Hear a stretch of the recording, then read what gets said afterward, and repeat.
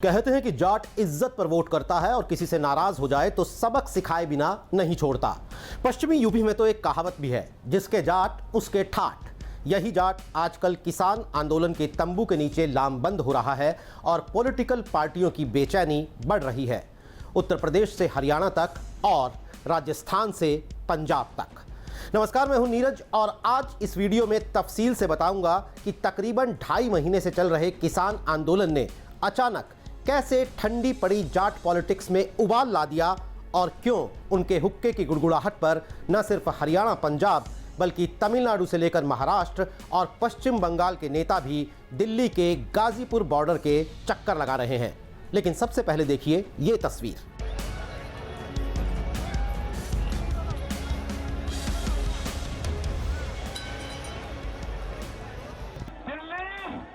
अपने आप किलेबंदी दिल्ली न करे। जब राजा डरता है तो किलेबंदी करता है। जब जब राजा डरता है किसान नेता राकेश टिकैत जिस किलेबंदी की बात कर रहे हैं वो दिल्ली के गाजीपुर बॉर्डर की है। लेकिन 3 फरवरी को जींद के कंडेला गांव में उमड़े किसानों के जनसैलाब ने उन्हें वो आत्मविश्वास दे दिया कि वो सीधे राजा को ललकारने लगे। इससे पहले यूपी के मुजफ्फरनगर में भी 29 जनवरी को किसानों की विशाल महापंचायत हुई थी, लेकिन जींद का जमावड़ा 2 मायनों में अहम है। पहला ये कि टिकैत पश्चिमी यूपी के किसान नेता हैं। हरियाणा के जाट पश्चिमी यूपी के जाटों को जमना पार वाला कहते हैं और दूरी बनाकर रखते हैं। रहन सहन, खान पान, आबो हवा सब एक जैसा होने के बावजूद हरियाणा और पश्चिमी यूपी के जाट एक दूसरे के इलाके में शादी ब्याह भी कम करते हैं। पश्चिमी यूपी में जाट किसानों की राजनीति करने वाली अजीत सिंह की पार्टी राष्ट्रीय लोकदल की हरियाणा में कोई पूछ नहीं है। लेकिन टिकैत की अगुवाई में हुए इस मंच तोड़ महापंचायत ने इन दोनों इलाकों के जाटों में खड़ी दीवार को जैसे गिरा दिया। जींद महापंचायत में 50 खापों के नुमाइंदे थे, जो एक बड़ी बात है। मुजफ्फरनगर के बाद जींद में जाटों की लामबंदी ने उत्तर प्रदेश, हरियाणा, राजस्थान और पंजाब के जट सिखों तक में एक लहर पैदा की है, जो सियासी नज़रिए से बेहद अहम है। आइए एक एक करके समझते हैं। राकेश टिकैत पश्चिमी यूपी से आते हैं। इलाके के बड़े किसान नेता रहे महेंद्र सिंह टिकैत के बेटे हैं। साल भर बाद यूपी में चुनाव भी हैं, तो सबसे पहले बात पश्चिमी यूपी की। पूरे यूपी में जाटों की आबादी 6 से 8% है, लेकिन पश्चिमी यूपी में वो करीब 17% है। मुजफ्फरनगर, मेरठ, बागपत, बिजनौर, मुरादाबाद, संभल, अमरोहा, बुलंदशहर, सहारनपुर, कैराना जैसी 10 लोकसभा सीट हैं, जहां जाट वोट चुनावी नतीजों पर सीधा असर डालता है। विधानसभा की बात करें तो 70 से ज्यादा सीटों पर जाटों का दबदबा है। एक खास बात और, मुजफ्फरनगर के बाद मथुरा, बागपत, बिजनौर जैसे इलाकों में हुई महापंचायतों में से कई में जाटों के साथ मुसलमान भी किसान आंदोलन जारी रखने के नारे लगाते दिखे। यानी किसान आंदोलन पश्चिमी यूपी में जाटों और मुसलमानों को करीब लाने का काम कर रहा है। जाटों के नेता चौधरी चरण सिंह 1970 में यूपी के पहले गैर कांग्रेसी सीएम बने थे। वो अजगर और मजगर की पॉलिटिक्स करते थे। अजगर यानी आहिर, जाट, गुज्जर और राजपूत, और मजगर मतलब मुसलमान, जाट, गुज्जर और राजपूत। लेकिन सितंबर 2013 के दिल दहला देने वाले मुजफ्फरनगर दंगों ने जाटों और मुसलमानों की नज़दीकी को पूरी तरह खत्म कर दिया। उसके बाद हुए साल 2014 और 2019 के लोकसभा चुनाव हो या 2017 के विधानसभा चुनाव, जाटों ने जमकर बीजेपी का साथ दिया और बीजेपी ने भी जमकर सीटें निकाली। अब समझिए कि वेस्टर्न यूपी में मुस्लिम आबादी करीब 26% है। अगर 17% जाट और 26% मुसलमान मिल गए तो साल 2022 में होने वाले विधानसभा चुनाव की हवा बदल देंगे।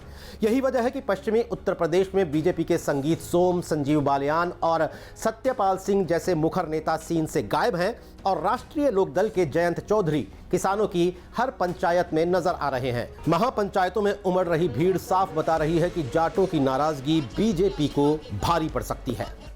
अब बात हरियाणा की। हरियाणा में जाटों की आबादी करीब 25% है, लेकिन कहते इसे जाट लैंड ही है।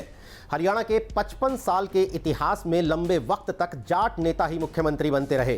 तमाम लोकसभा और विधानसभा सीटों पर जाटों का खासा असर है। चौधरी देवीलाल हरियाणा के बड़े किसान नेता रहे। वो जाट थे और आजकल उनके पोते दुष्यंत चौटाला सूबे के उप मुख्यमंत्री हैं। हरियाणा में मनोहर लाल खट्टर की बीजेपी सरकार चौटाला की जननायक जनता पार्टी यानी जेजेपी की बेसाखियों पर ही चल रही है। बीजेपी को समर्थन के कारण दुष्यंत चौटाला लगातार किसानों के निशाने पर हैं। उनके कई बड़े नेता पार्टी छोड़ चुके हैं। कई खाप पंचायतें अपनी छतों से बीजेपी और जेजेपी के झंडों को उतारने और उनके नेताओं के सामाजिक बहिष्कार का भी ऐलान कर चुकी हैं। चौटाला की राजनीति की बुनियाद ही किसान और जाट है। अगर दबाव में उन्होंने सरकार से समर्थन वापस लिया तो हरियाणा की बीजेपी सरकार गिर भी सकती है।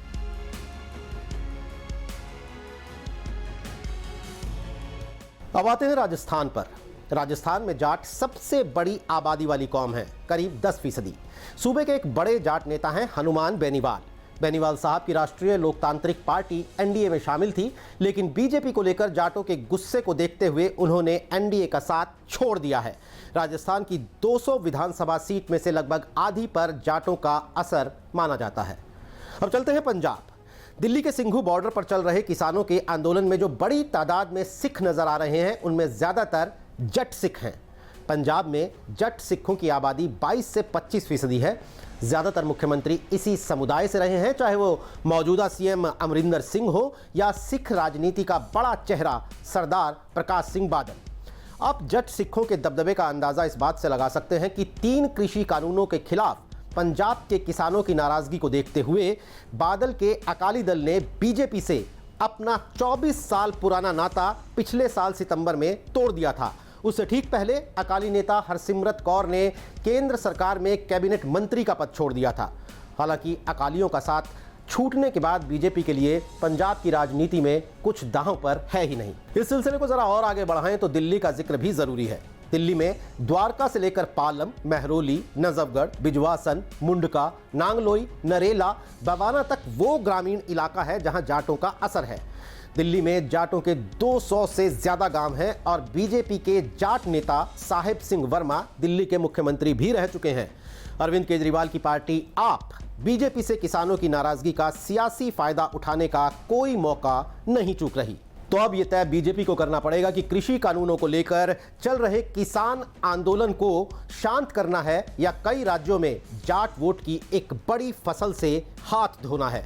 आपको यह वीडियो अच्छा लगा तो YouTube पर हमें सब्सक्राइब करें, न्यूज़ तक का फेसबुक पेज लाइक करें और तक ऐप को अपने मोबाइल फोन पर डाउनलोड करना ना भूलें।